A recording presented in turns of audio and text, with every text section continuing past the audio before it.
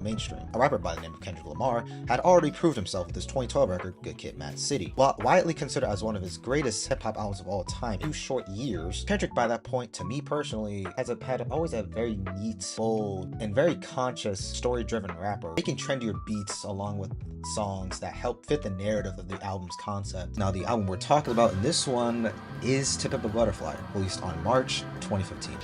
Bitch, where you and I was walking. Now I run a game, got the whole world talking. King Kunta, everybody wanna cut the legs off him. The album itself is very concise, neat, and bold concept. The concept itself does require a bit more of listening than the average album. Now, when we're talking about Kendrick Lamar and his lyricism, he's already one hell of a storyteller. Though I won't go too in-depth in this album, as I think that might be for his own video, but I will mention a few tracks. Now, King Kunta is backed up by a killer groove, a groovy bass line by Thundercat. Tracks like You and I are contrast to each other when it comes to hating and loving oneself. How Much a Dollar Cost is one of his better storytelling tracks. Alright was a protest to police brutality and also has one of the best hooks of Kendrick's catalog. If God got us, then we gon' be alright.